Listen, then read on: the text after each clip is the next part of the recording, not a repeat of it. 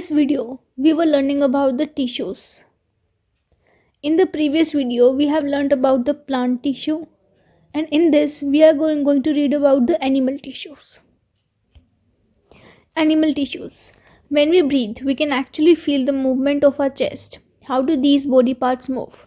For this, we have specialized cells called muscle cells. The contraction and relaxation of these cells results in the movement. अब इसमें ये कह रहे हैं कि जब हम ब्रीथ करते हैं तो हमारी चेस्ट ऊपर नीचे होती है, या जैसे अब हम बोल भी रहे हैं, या जो भी हमारी बॉडी में मूवमेंट होती है, हमारी बॉडी पार्ट्स की जो मूवमेंट हो रही है वो कैसे हो रही है? That is because of the contraction and relaxation of the cells. Of which cells? Of muscle cells. Here is the diagram of a stomach. It is a magnified diagram where at the end we get to know that this is a smooth muscle and it has a shape like this. It is a fused shape, you can say, because ये यहाँ पे end पे जाके fuse हो जाते हैं and बीच में nucleus होता है. Next is, during breathing, we inhale oxygen. Where does this oxygen go? It is absorbed in the lungs and then is transported to all the body cells through blood. अब जब हमने inhale किया, oxygen को inhale किया, तो ये oxygen कहाँ जाती है? ये लंग्स के थ्रू हमारे जितने भी बॉडी पार्ट्स हैं, बॉडी सेल्स हैं हमारी जो बॉडी के अंदर, वो ब्लड के थ्रू ट्रांसपोर्ट की जाती हैं. मतलब ब्लड के साथ ऑक्सीजन मिल जाती हैं, देन हमारे जितने भी ऑर्गन्स हैं, सेल्स हैं, उनके पास ये पहुँचाई जाती हैं. Why would cells need oxygen? अब इन्हें क्यों चाहिए oxygen? The function of mitochondria we studied earlier provide a clue to this question. Blood flows and carries various substances from one part of the body to the other part. अब जो sales को oxygen क्यों चाहिए? इसलिए क्योंकि उन्हें बहुत सारे सेलुलर प्रोसेसेस करने पड़ते हैं जिनके लिए उन्हें एनर्जी चाहिए. अब एनर्जी उन्हें ऑक्सीजन से मिलती है. और then blood flows and carries various substances. और ब्लड के अंदर बहुत सारे वेरियस सब्सटेंसेस होते हैं, जैसे न्यूट्रिएंट्स होते हैं, आयन्स होते हैं, कितने सारे वाइटामिन्स होते हैं, या आप ऑक्सीजन भी कह सकते हैं, गैसेस, सब ब्लड के थ्रू ही दूसरे parts, another part of the body पर पहुंचाई जाती हैं. For example, it carries oxygen and food to all the cells. It also collects waste from the parts of the body and carries them to liver, kidney for disposal. मतलब blood जो हमारा waste है वो भी carry करती हैं. कहाँ से? जैसे बॉडी पार्ट से कैरी करके इधर वो लीवर में ड्रेन आउट करेंगी या वो किडनी में ड्रेन आउट करेंगी. Now then is, blood and muscles are both examples of tissues in a body.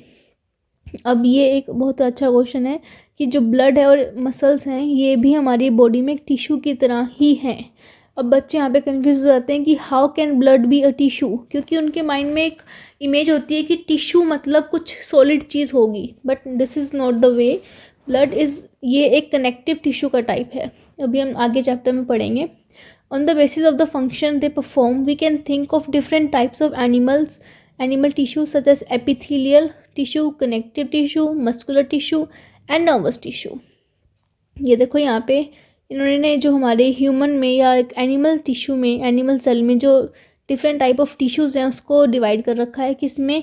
एक है epithelial, connective, then muscular and then nervous. Blood is a type of connective tissue and muscle, as the name suggest, is a form of muscular tissue. Now epithelial tissue. The covering और protective tissue in the animal body are epithelial tissue. ऐसे tissue जिनका काम है cover करना या protect करना. Epithelium covers most organ and cavities within the body. It also forms a barrier to keep different body system separate. The skin, the lining of the mouth, the lining of the blood vessels, lung alveoli and the kidney tubules are made of epithelial tissue. अब epithelial tissue हमें कहाँ कहाँ मिल सकता है? एक हमें मिलता है स्किन में. एज देखो, अब स्किन हमें स्किन प्रोटेक्शन का काम कर रही है. जो हमारे अंदर ऑर्गन्स हैं उनको प्रोटेक्ट कौन कर रहा है? स्किन. तो मतलब श्योर थिंग है कि स्किन में तो एपिथेलियल टिश्यू होगा. उसके बाद द लाइनिंग ऑफ माउथ. अब हमारी जो माउथ के ऊपर भी लाइनिंग होती है, वो भी epithelial tissue. Lining of blood vessels.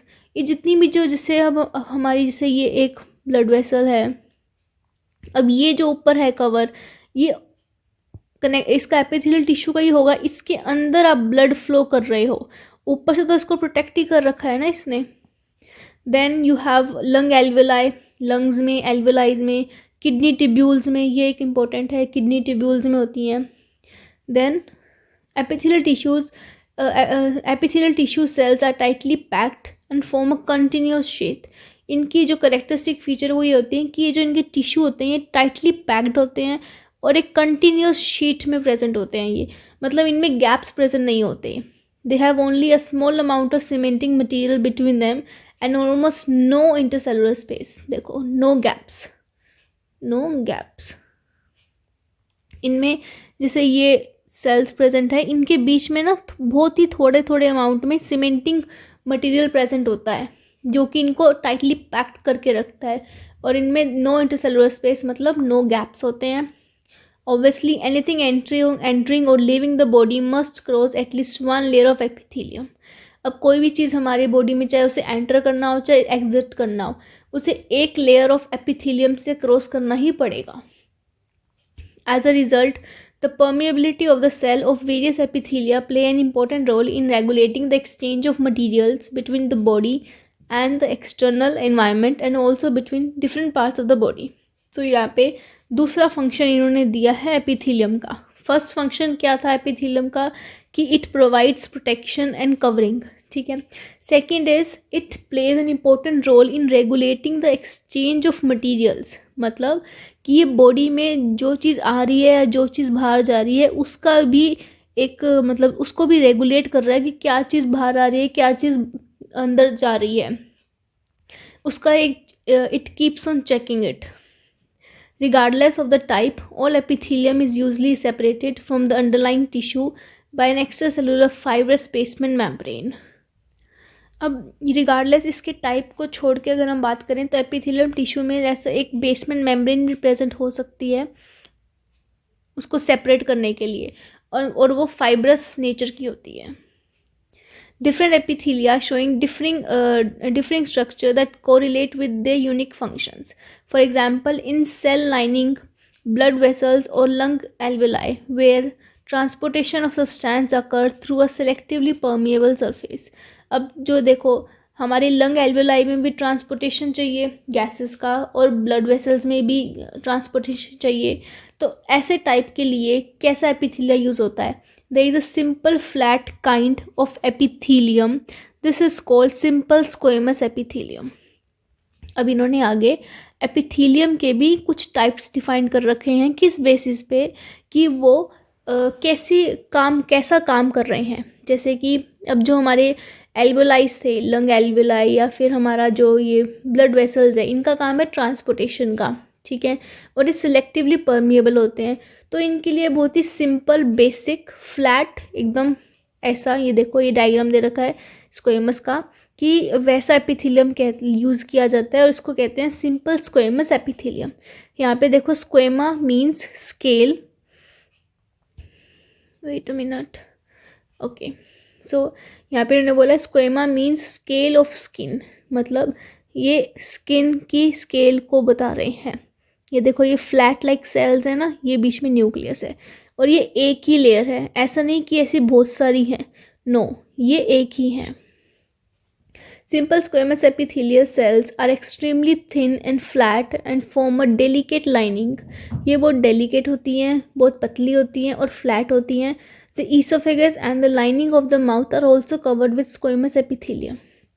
अब जो हमारी ईसोफेगस है उसकी लाइनिंग, माउथ की लाइनिंग, उसमें भी स्क्वेमस एपिथेलियम ही होता है। अब इसको आप कैसे लर्न करेंगे? देखो यहाँ पे इन्होंने बोला है कि जहाँ पे ट्रांसपोर्टेशन का काम होए वहाँ पे हमने स्क्वेमस एपिथेलियम को लिया है। अब अगर आप सोचेंगे कि अब ट्रांसपोर्टेशन हमारी बॉडी में कहाँ कहाँ हो रहा है, ईसोफेगस में, माउथ में, एल्वेलाइज में और ब्लड वेसल्स में, तो वहाँ पे सिंपल स्क्वेमस एपिथेलियम हो गया। The skin which protects the body is also made of squamous epithelium.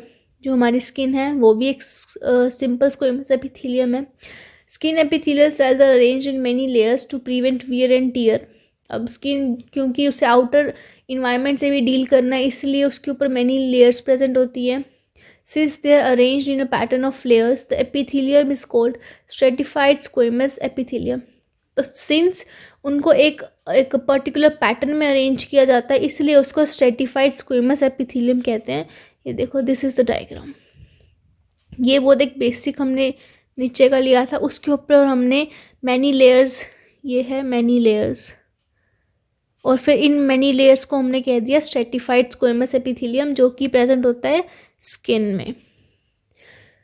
Where absorption and secretion occur as in the inner lining of intestines, tall epithelial cells are present. अब second हम किसके basis पे कर रहे हैं, जहाँ पे absorption और सिक्रेशन होता है. अब ये मोस्टली कहाँ होता है, पेट में, मतलब इंटेस्टिन में, लाइनिंग ऑफ इंटेस्टिन में, वहाँ पे टॉल एपिथेलियल सेल्स की ज़रूरत होती है.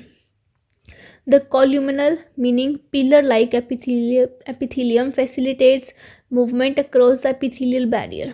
इसके लिए लंबे सेल्स जिसका कॉलम की तरह होते हैं, जो पिलर लाइक उनकी अपीयरेंस होती है, वैसे सेल्स यूज़ किए जाते हैं.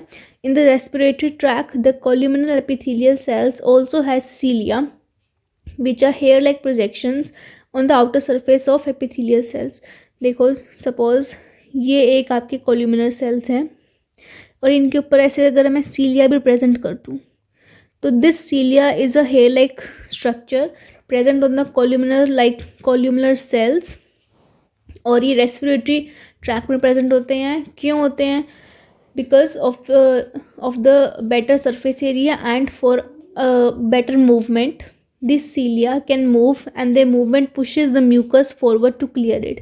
और जो हमारी रेस्पिरेटरी ट्रैक में जो म्यूकस प्रेजेंट होता है, उसको वो अच्छे से क्लियर कर देता है. This type of epithelium is called ciliated columnar epithelium. Ciliated because उसमें सीलिया प्रेजेंट है, columnar because they have pillar like structure, और एपिथेलियम है क्योंकि वो एपिथेलिया के टाइप पढ़ रहे हैं. ठीक है, कहाँ प्रेजेंट है ये वापस से, एक तो रेस्पिरेटरी में प्रेजेंट है, एक जहाँ पे अब्जॉर्प्शन या सिक्रेशन का काम होता है जो कि इंटेस्टिन में होता है. अब इंटेस्टिन में भी देखो, इंटेस्टिन में भी सीलियर प्रेजेंट होंगे. क्यों, क्योंकि इंटेस्टिन में भी हमने एक तो सरफेस एरिया इंक्रीज करना है, दूसरा वहाँ पे भी हमें मूवमेंट अच्छी चाहिए, इसलिए. Then we have cuboidal epithelium, जो कि है cube shape cells, form the lining of kidney tubules, ducts of salivary glands where it provides mechanical support. अब जो क्यूबॉइडल है वो किडनी ट्यूब्यूल्स में होता है और जो सलेवरी ग्लैंड्स की डक्ट्स में होता है, और ये मैकेनिकल सपोर्ट प्रोवाइड करता है. epithelial cells often acquire additional specialization as gland cells which can secrete substances at the epithelial surface. कुछ epithelial cells ऐसे होते हैं जो स्पेशलाइज हो जाते हैं एज अ ग्लैंड सेल्स, और फिर एक ग्लैंड सेल्स आगे एक सिक्रीशन, एक ऐसा सब्सटेंस सिक्रीट करते हैं एपिथेलियल के सरफेस पे. Sometimes a portion of the epithelial tissue folds inwards and a multicellular gland is formed. This is a glandular. जैसे ये एक हमारा नॉर्मल एपिथेलियल टिश्यू था, so, उसके बाद क्या हुआ, ये ऐसे फोल्ड हो गया, तो जो ये चीज़ बन गया, ये एक ग्लैंड, और यहाँ ये एक ग्लैंड बन गया, मल्टी सेलुलर ग्लैंड, और यहाँ से सिक्रीशंस होने लग गई, कुछ सिक्रीट करने लग गया. ठीक है, तो इसको हम कहते हैं ग्लैंडुलर एपिथेलियम. जब एक नॉर्मल एपिथेलियम ग्लैंड उसकी अंदर की साइड वो फोल्ड हो जाए, then it forms this multicellular gland and it secretes some substances and is known as glandular epithelium. अब सी ये क्यूबॉइडल का एग्जाम्पल है, it's a cube like structure. Then you have columnar जो कि सिलिएटेड है. देखो यहाँ, this is picture is not very clear, but आपकी बुक में आपको दिखेगा कि यहाँ पे सीलिया हैं और ये लंबे लंबे क्यूबॉइडल कॉल्यूमिनल मतलब पिलर लाइक प्रेजेंट है. Now next type of tissue is connective tissue. Blood is a type of connective tissue. Why would it be called connective tissue? A clue is provided in the introduction of this chapter. Now let us look at this type of tissue in some more detail. The cells of connective tissue are loosely spaced and embedded in an intercellular matrix. So इसका characteristic feature क्या हुआ? सबसे पहला, एक तो ये loosely arranged है, दूसरा ये एक ये इंटरसेलुलर, इनके आसपास एक मैट्रिक्स प्रेजेंट है, और उसके अंदर ये डूबे हुए हैं और यू कैन से इम्बेडेड हैं। द मैट्रिक्स में बी जेली, फ्लूइड और डेंस और रिजिड। जो ये मैट्रिक्स है, जो ये वाला, ये जेली लाइक भी हो सकता है, ये फ्लूइड भी हो सकता है, ये डेंस भी हो सकता है, ये रिजिड भी हो सकता है। The nature of the matrix differs in concordance with the function of the particular connective tissue. ये डिपेंड करता है कि किस प्रकार का कनेक्टिव टिश्यू की हम बात कर रहे हैं, उसके हिसाब से इस मैट्रिक्स का नेचर होगा। Blood has a fluid liquid matrix called plasma. अब जो ब्लड है, ब्लड एक टाइप का कनेक्टिव टिश्यू है। अब उसके अंदर हमने मैट्रिक्स का देखा है कि उसमें जो मैट्रिक्स है वो फ्लूइड है, मतलब लिक्विड टाइप का मैट्रिक्स है, और उस मैट्रिक्स को कहते हैं plasma. In which RBCs which are red blood corpuscles and white blood corpuscles, WBCs and platelets are suspended. ठीक है, ये देखो, इसमें क्वेश्चन आ सकता है कि कॉम्पोजिशन ऑफ ब्लड। तो कॉम्पोजिशन ऑफ ब्लड में आप लिखेंगे plasma plus RBCs plus WBCs plus platelets.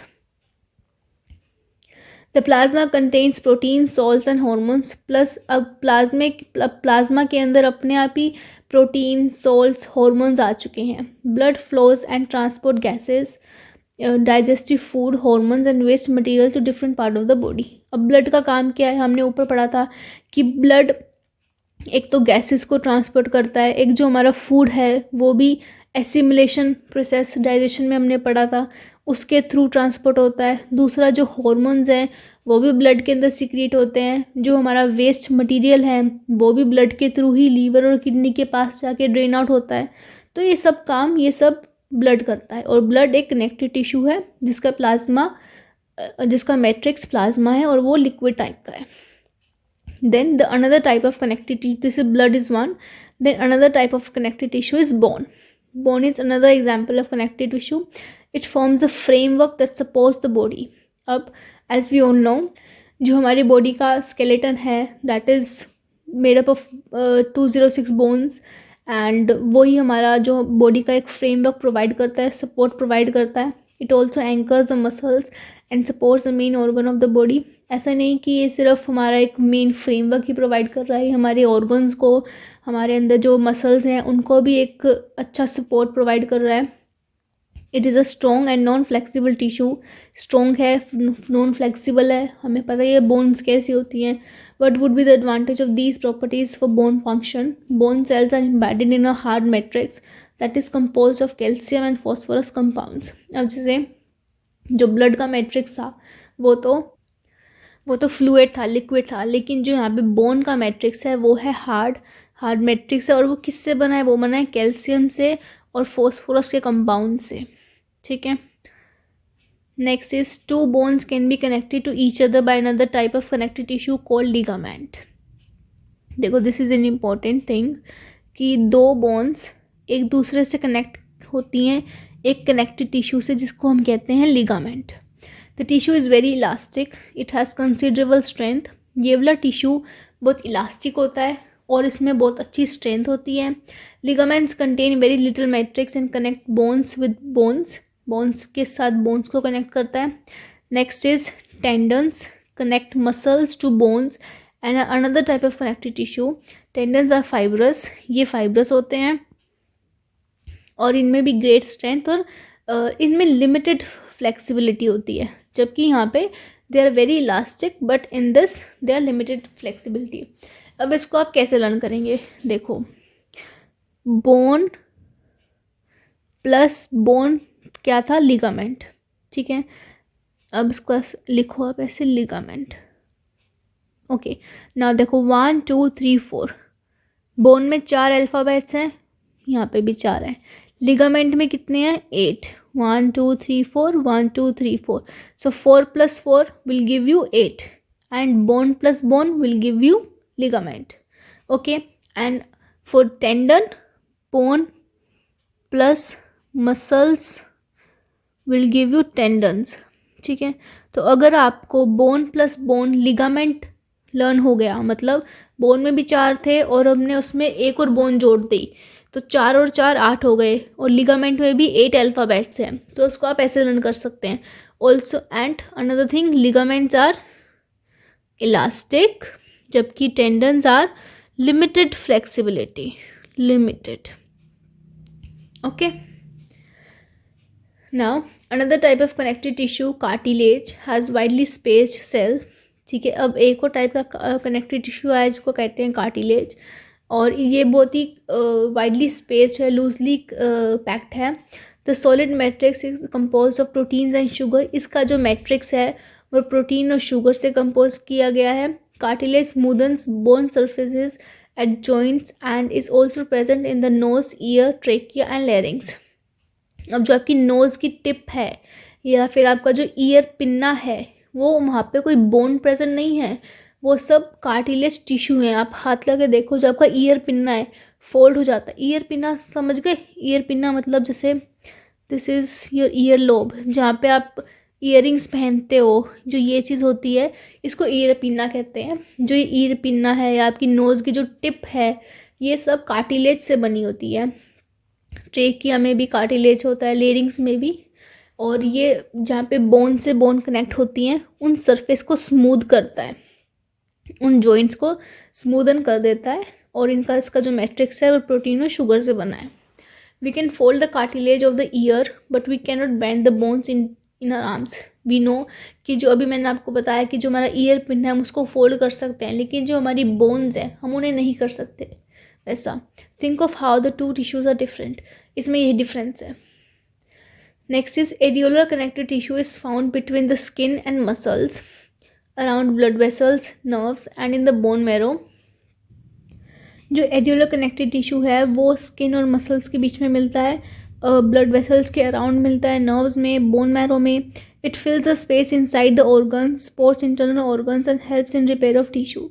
एक तो इसका काम है कि टिश्यूज़ को रिपेयर करता है, दूसरा जो हमारे ऑर्गन्स में जो स्पेस रहती है अंदर उनको फिल कर देता है वो. Where are fat stored in our body. Fat storing adipose tissue is found below the skin and between internal organs. जो हमारा फैट होता है वो हमारी बॉडी में स्किन के नीचे स्टोर होता है. ऑल्सो हमारे जो इंटरनल ऑर्गन्स हैं उनके बीच में. The cells of the tissue are filled with fat globules.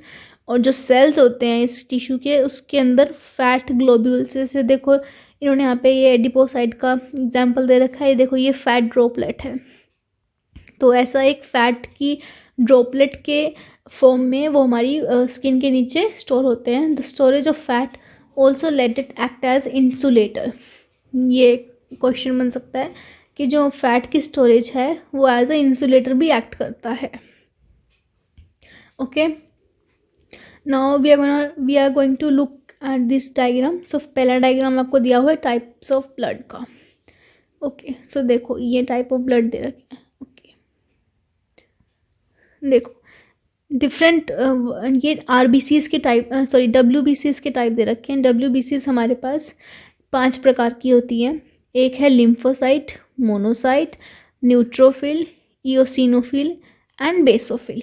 और ये प्लेटलेट्स एक अलग से हमने यहाँ पे पढ़ी थी, इन्होंने यहाँ पे इसके अंदर दे रखी है. ठीक है, न्यूट्रोफिल का इन्होंने एक और नाम दे रखा है, वो है पॉलीन्यूक्लियर ल्यूकोसाइट. इसको आप PNL लिख सकते हैं. ठीक है, ये साइटोप्लाज्म, ये न्यूक्लियस.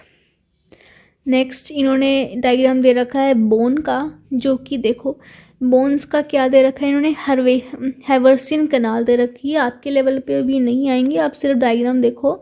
हैवर्सियन कनाल में क्या होता है, contain blood vessels and nerve fibres. जैसे ये लेक्यूनास प्रेजेंट होते हैं यहाँ पे. देखो ये एक बोन का डायग्राम होता है. जो इनर से एक बोन की सेल के अंदर क्या होता है उसको कहते हैं, एक बोन के सेल को हम कहते हैं ऑस्टियोसाइट. ठीक है, ये hyaline matrix chondrocytes, this is for cartilage. और जो कार्टिलेज के सेल्स होते हैं उसको कहते हैं कॉन्ड्रोसाइट्स. ठीक है, नेक्स्ट इज एडियोलर टिश्यू एंड ये एडिपोज टिश्यू तो हमने यहाँ पे कर लिया था. नेक्स्ट इज एडियोलर टिश्यू में उन्होंने क्या बोल रखा है, देखो ये एक प्लाज्मा सेल है, ये mast cell, collagen fibre, macrophages, reticular fibre and fibroblast. जो एक कोलेजन फाइबर्स हैं ये तो फ्लेक्सिबिलिटी प्रोवाइड करते हैं। जो मैक्रोफेजेस हैं, हमने पढ़ा था, आपने नहीं पढ़ा होगा शायद, जो मैक्रोफेजेस होते हैं वो एक सेल को खा भी जाते हैं। जब उन्हें ज़रूरत पड़ती है कि कोई एक सेल किसी को डिस्ट्रॉय कर रहा है तो वो उस सेल को खा जाते हैं। तो ये एज अ मैक्रोफेजेस हमेशा प्रेजेंट होते हैं। मास्ट सेल्स जो हमारे एलर्जिक रिएक्शंस होती हैं उसमें हिस्टामिन रिलीज़ करते हैं, वो वाले मास्ट सेल्स हैं। ये एक प्लाज्मा सेल है। तो this is a whole diagram of adipose tissue, areolar tissue, ठीक है। और ये प्रेजेंट कहाँ कहाँ पे होता है एडियोलर टिश्यू? नर्व्स में, बोन मैरो में, मसल्स में, स्किन के नीचे। और इसका काम क्या होता है? रिपेयर करना एक तो, और दूसरा जो हमारे ऑर्गन्स में स्पेसेस हैं उसको फिल करना, ठीक है। Next is muscular tissue. Muscular tissue consist of elongated cells are called muscle fibres. जो मस्कुलर टिश्यूज में जो सेल्स होते हैं उसको कहते हैं muscle fibres. This tissue is responsible for movement in a body, ठीक है। Muscle contain special proteins called contractile proteins which contract and relax to cause movement.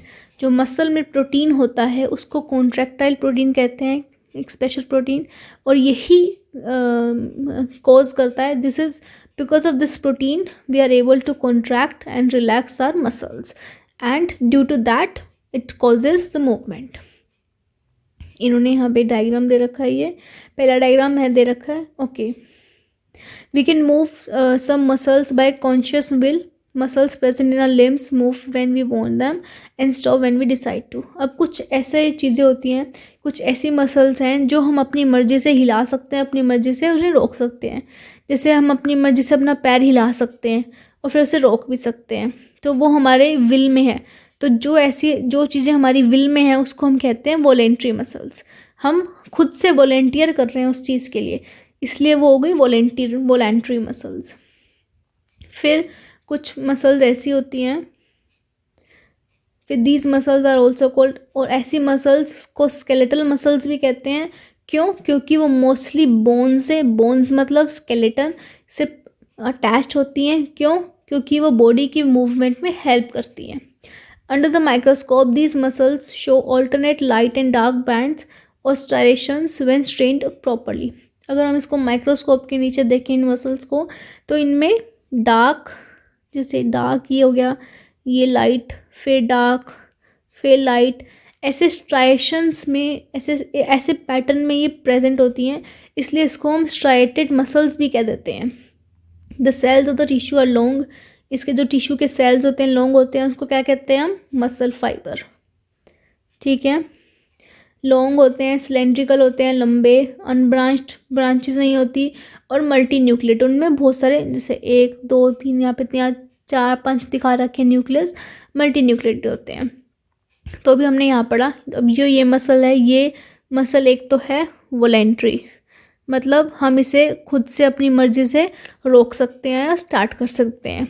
दूसरा, हमने माइक्रोस्कोप के नीचे देखा तो इसमें हमें स्ट्राइएशंस मिली, तो मतलब ये होगी हमारी दूसरी स्ट्राइएटेड मसल, ठीक है। तीसरा, ये बोन्स के, ये एक बोन है, ये बोन के साथ अटैच है, तो मतलब ये और हो गई स्केलेटल मसल। तो मतलब इसके 3 नाम हो गए, और ये हो गई हमारी स्ट्राइएटेड मसल, ठीक है।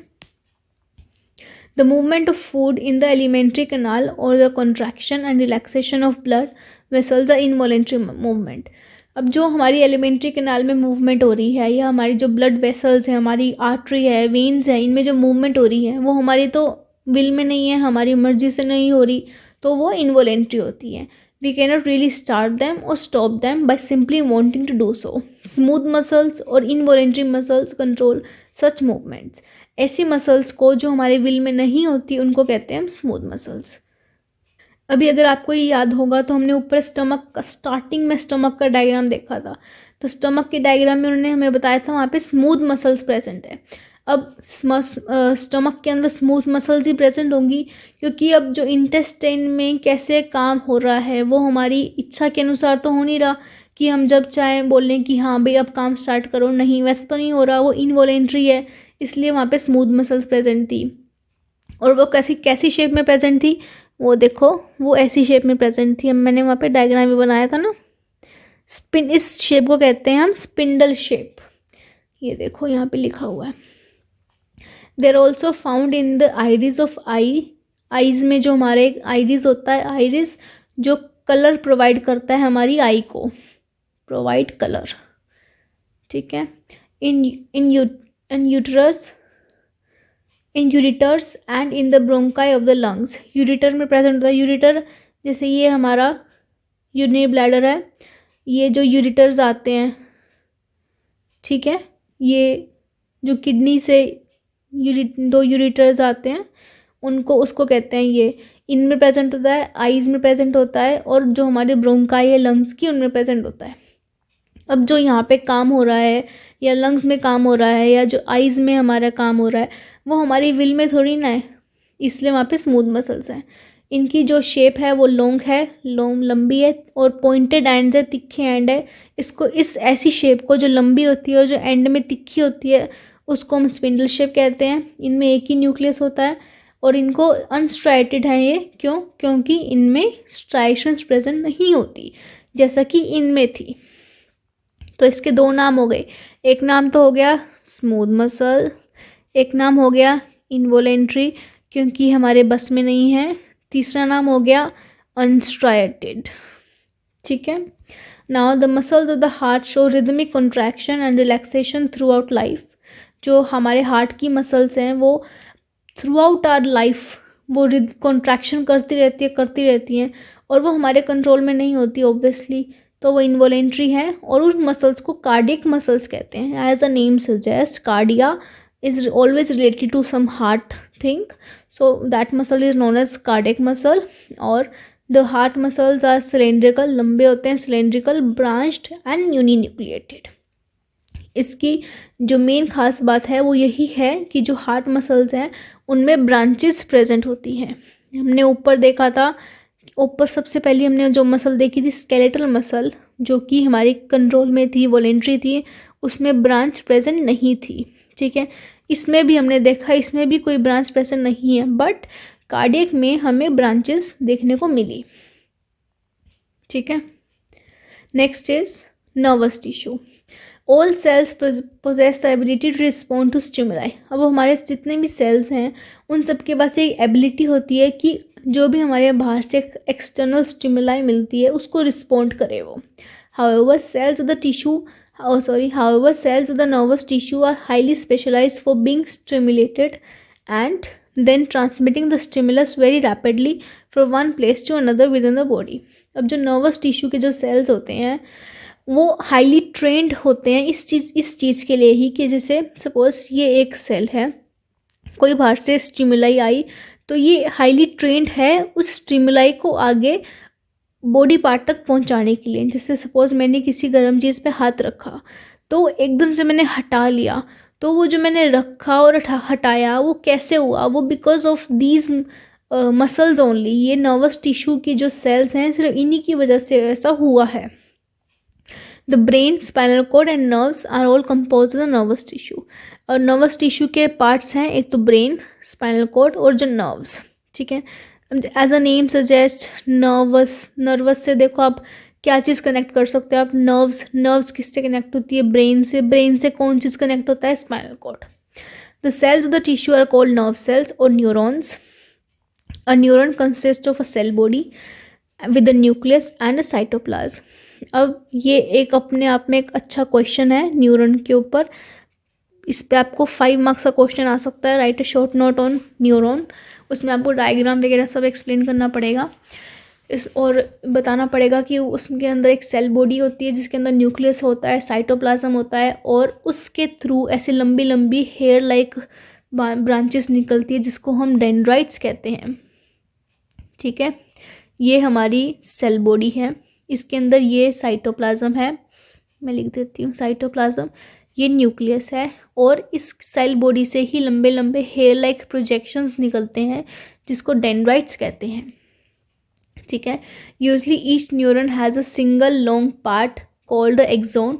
और जो ये चीज़ लंबी चीज़ है, ये एक सिंगल, यूजली क्या होता है, एक न्यूरॉन में एक ही ऐसा लंबा पार्ट होता है, axon, and many short branched parts called dendrites.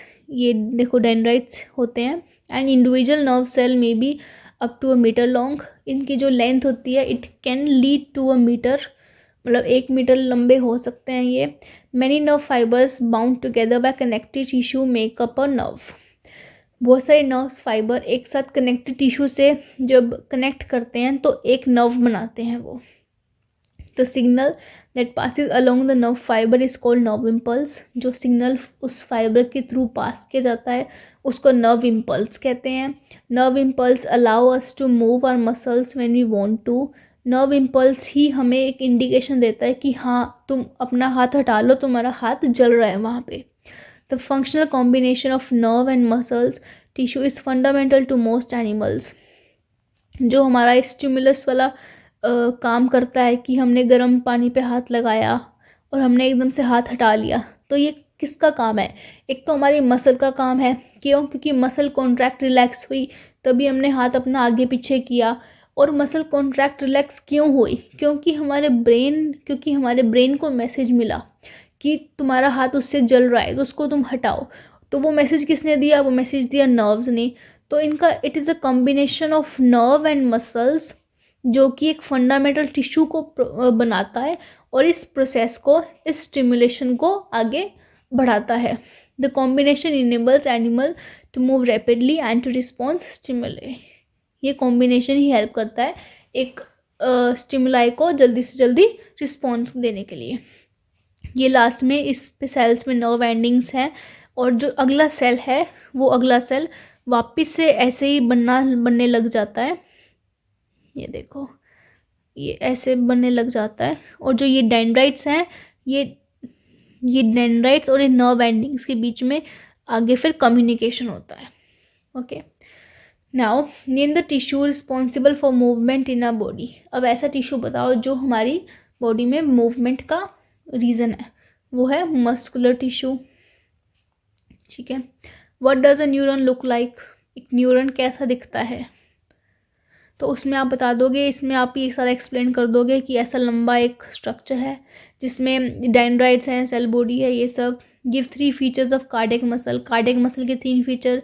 First is it is involuntary, हमारे कंट्रोल में नहीं है। Second, it has branches. Third, uninucleate होते हैं, ये एक ही न्यूक्लियस होता है। ठीक है। What are the function of areolar tissue? Areolar tissue का क्या फंक्शन था? एक था रिपेयरिंग ऑफ टिश्यू, दूसरा जो हमारे ऑर्गन में जो स्पेसेस है उनको फिलअप करना, ये। ठीक है। Now this chapter is complete. If you have any doubt please right in the comment box. I will try to answer as soon as possible. Thank you.